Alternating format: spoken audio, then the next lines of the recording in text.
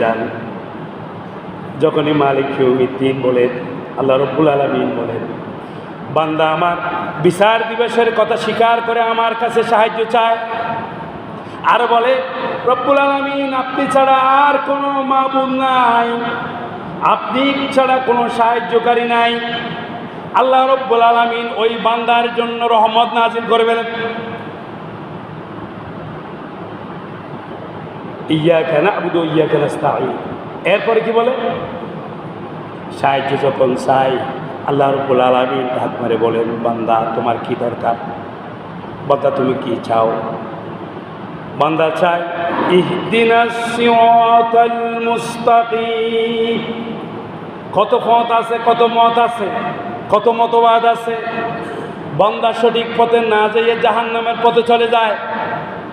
আল্লাহ রাব্বুল আলামিন ডাক মেরে বলেন, বান্দারে সঠিক পথে চলে আসো, হেদায়েতের পথে চলে আসো, পথভ্রষ্টতার পথে যাইও না।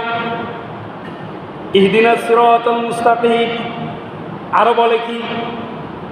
যে পথে হযরতে উমর, হযরতে আবু বকর, হযরতে আলী, হযরতে ওসমান, খুলাফায়ে রাশিদিন ওয়াল মাহদি, তাবিঈন, তবে তাবিঈন, আইম্মায়ে মুজতাহিদিন যেই পথে চলেছে আমাকে সে পথ দেখিয়ে দিন। সুবহানাল্লাহ বলে, আমাকে এমন পথ দেখিয়ে দিন যে পথে হযরতে আবু বকর, উমর, ওসমান, আলী, হায়দার কি সফর করেছে। এমন একটি পথে আমাকে হেদায়েত, যে পথ ছিল মুহাম্মদ রাসূলুল্লাহ সাল্লাল্লাহু আলাইহি সাল্লামের পথ, যেই পথ ছিল হযরত আদম আলাইহিস সালাম থেকে ঈসা রূহুল্লাহ পর্যন্ত যে পথ ছিল হযরত ইব্রাহিম আলাইহিস সালামের পথ। এমন কোন পথ দিয়েন না রব্বুল আলামিন গুমরাহির পথ, শয়তানের পথ, ফেরাউনের পথ, নমরুদের পথ, সাদ্দাদের পথ, যে বেহেশতে বানিয়ে সত্ত্বেও যে বেহেশতে প্রবেশ করতে পারে না। আল্লাহর সাথে চ্যালেঞ্জ করলো, আরে বেটা বেহেশতে বানানো মালিক তো তোমার, এই বেহেশতের মালিককে আল্লাহ, তুমি কেন বেহেশতে বানাতে গেলা?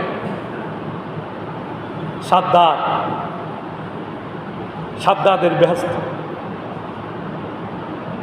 কারণের ধন সম্পদ যে শত শত ওট লাগতো যার চাবি বহন করার জন্য আছে, সবগুলো মরুভূমির মরিচিকা হয়ে গেছে। কারণের সম্পত্তিটা এখন আছে তো নাই না। আল্লাহ বলে, আমি তোমাদের জন্য ইবাদত হাসিল করার জন্য ফেরাউনের লাশ পর্যন্ত রেখে দিয়েছি, এরপরেও তোমাদের ইবাদত হাসিল হয় না।